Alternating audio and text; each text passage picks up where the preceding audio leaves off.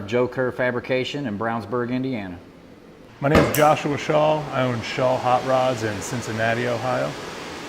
At Shaw Hot Rods, we strive to impress who we call the experts, which are the old-timer guys that were there and did it the first time. These guys know what they're looking at. You're not going to fool them. We take pride in our craftsmanship to match the processes that they invented and they perfected. And I'm 36 years old. I've done this every day of my life since I was 17, 18 years old. And it's an honor and a pride thing to impress these guys. At our hot rod shop, it's not uncommon for an old timer to come in. He stops in once every 2 weeks. Different guys, different old racers. We call them graybeards. They come in, they look around, and you can tell if they know, if you didn't do something right, they'll let you know.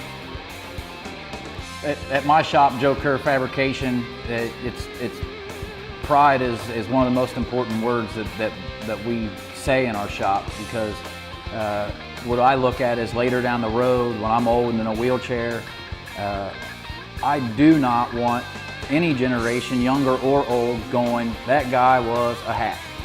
So the most important thing to me, regardless if I make money on a job or not, it has to be right. I have the right tools compared to the guys 50, 30, 40 years ago to do the job right.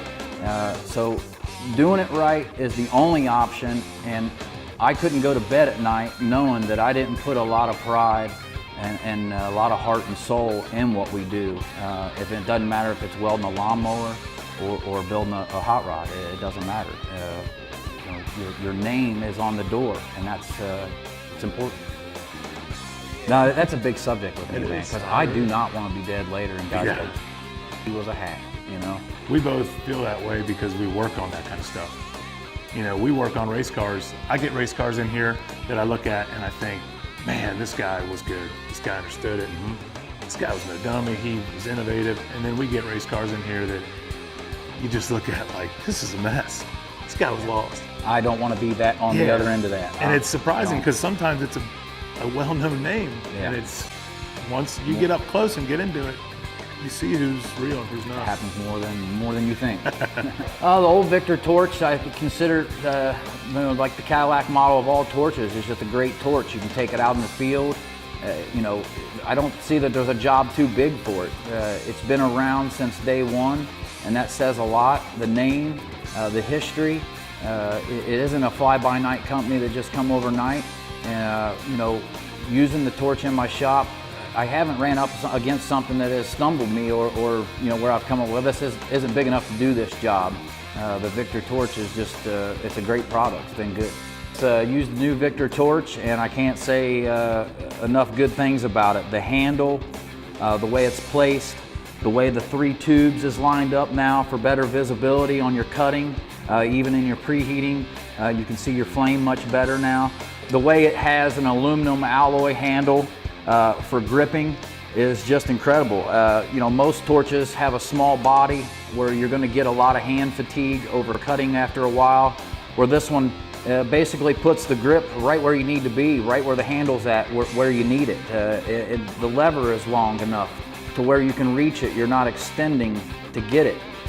Somebody put a lot of thought in this new product, and it's I can't find one negative thing to say about it. It's really good.